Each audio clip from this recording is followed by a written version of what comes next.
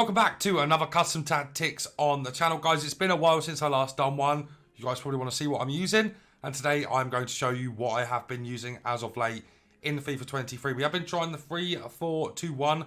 I need to test that a little bit more before I make a custom tactics on it though, but my main formation is going to be on show today in today's custom tactics video. For cheap FIFA 23 coins, make sure to check out MMOEXP.com to get fast and reliable coins, and make sure you use code VIPER at checkout, get yourself a 5% discount. This is the team I am using, and guys, there's a few things to talk about with the team straight away, and very important that your midfield is extremely fast in this formation, and you need to make sure that your cam in this formation is an absolute beast with through balls and general passing. Of course, Messi is one of, if not the best passer on the game, so it's really nice to have him in that role. He's got some of the best through balls on the game, and through balls are so important to this formation, but not just in the cam role, in the midfield roles as well. So that is why we've got Sabitzer, who's a really good passer, Carlos Soler, who's also a brilliant passer, and Ceballos as well, which can really hold his own in terms of passing, and the work rates are all really good on these 3-2 guys.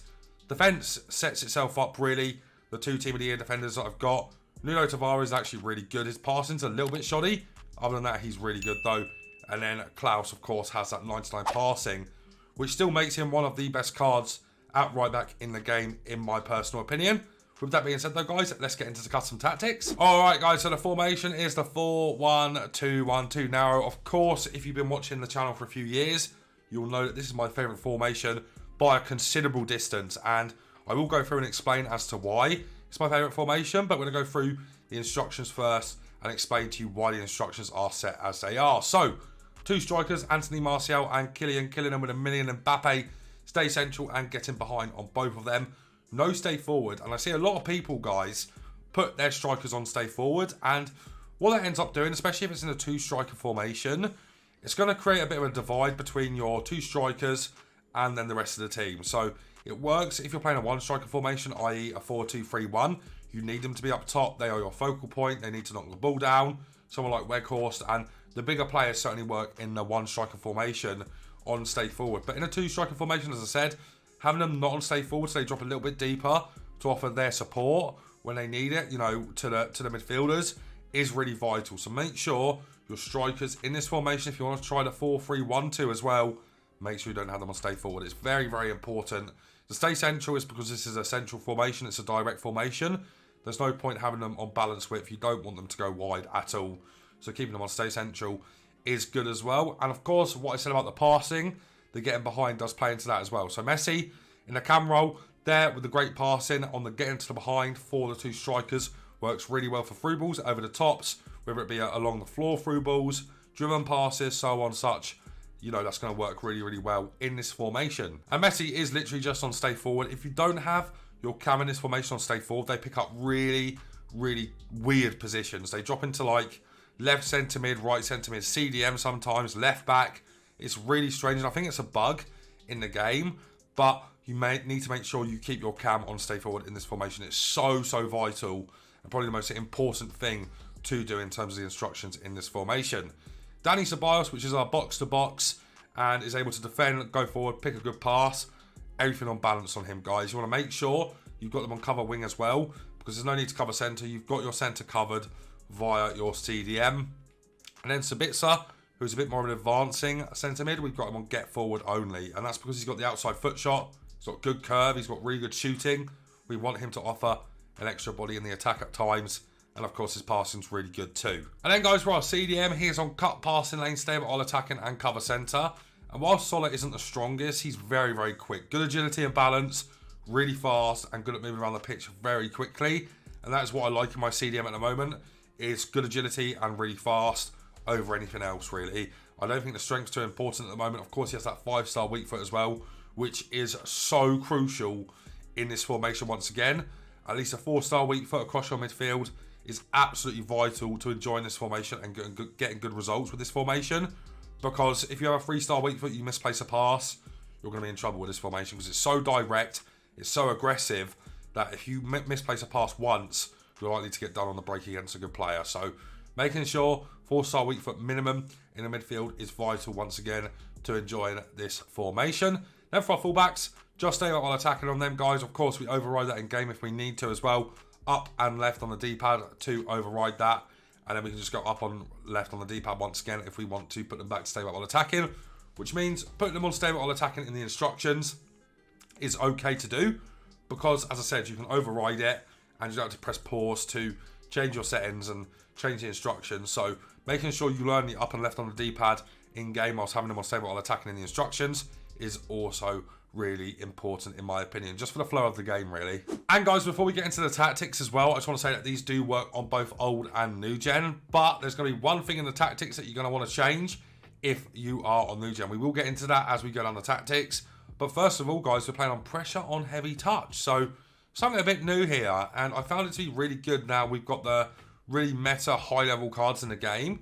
You can really get away with this. It's very aggressive once again, and it's essentially a gegenpress, and that's good to have. It's a bit of a more relaxed gegenpress though, because you need to wait for a heavy touch, of course. On new gen, there are so many heavy touches that this is an awesome tactic. It's not as relevant on old gen because you don't really feel it too much because there's not too many heavy touches, but still use this on old gen as well, and I found it to be really good and a good turn to the over aggressiveness that the press after possession loss is. The pressure on heavy touch is a more relaxed version of that and works really well in my opinion. 50 width, once again guys, I've always explained this. If you're too wide, you're going to get done down the center. If you're too narrow, you're going to get done down the flanks, and that's not what you want at all. So making sure you have this balance at 50 is crucial. You can change it from 45 to 55, nothing more than that though in my opinion. I like to keep it on 50. Then for our depth guys, this is all dependent on how fast your centre backs are and how much you trust yourself defensively. Now of course, I've got Eder Militao, which is one of the most quickest recovery centre backs on the game, and Virgil van Dijk, which is also a really good recovery centre back. Both being the team of the years, I trust myself on the higher depth. If you have defenders at 83 pace or above, I would say utilise about 60-65 depth. If you have players lower than that, drop this down to 60, 55, so on and so forth. But I like having the higher depth. It adds the aggression. It shows that I mean business. It shows that I want to be on the front foot. It shows that I want to dominate the opponent, and that is why I like having that on. Makes a lot of people rage quit quite early on as well. If you're doing offside traps in tandem with this high depth, it really does work for getting offside traps quickly and really frustrating your opponent. Now guys, for the build-up play, this is the one that I would change on new gen. On new gen, I'd change this to balanced. On old gen, which is what I play for the most part, fast build-up is absolutely king on this game. Fast build-up does work on new gen, but the issue is, because of the heavy touches, because of the dribbling on new gen, you can't really utilise this correctly. It needs to be very ping-pongy passy, and that sounded crazy by the way. It needs to be ping-pongy passy, because if it's not, then you're not going to be able to utilise fast build-up to its full potential, and you can't do that on new gen. So make sure you change that to balanced if you are playing on new specifically, and these tactics will work absolutely brilliantly as well for you. But this is for old gen at this fast build-up, and it works so well because you don't have the heavy touches, you don't have the extra touches or the heavy dribbling that you get on new gen on old, so the fast build up works really well. Direct passing, once again, my favourite in terms of chance creation. Runs in behind, lots of options to feet as well, and it's really good for the driven passes. If you do a lot of driven passes, you're going to enjoy this too. Works really well in my opinion. And the 20 width is because it's a narrow formation. I want to keep it narrow. I want to play direct. So 20 width is okay. You can turn this up to 30 if you're finding a few issues with the 20, but I really like the low width on this one because it means my strikers are very close together. You can do 1-2s between them, a lot of tiki-taka with this as well, and works a treat for me. Now guys, for players in the box, I've got this on 6. Now it's very good for the byline. It's very good for crossing as well. I'm tempted to make a video on how to cross correctly on this game because I feel like a lot of people don't know how to do it. So having this on 6 with the crossing meta that I use and player locks as well works really well. Lots of options for player locks, player lock baits, so on and so forth there as well. So 6 on that for me. Corners and free kicks, once again, completely up to you. As it always is, you know, I have my corner routine that works on 2. Free kicks, I really don't care about at all. So completely up to you on the corners, free kicks, just leave it on 2. Remember guys, on new gen, turn that to balance. If you're on old gen, keep it on fast build up, and those are the tactics. Go and try these out in champs. Let me know what you think of them. They work really, really well. And yeah, guys, let me know what you're doing with your formations right now, what you are using, and let me know once again if you do use this and how you get on with it. But guys, that's going to be it from me for now, so take care.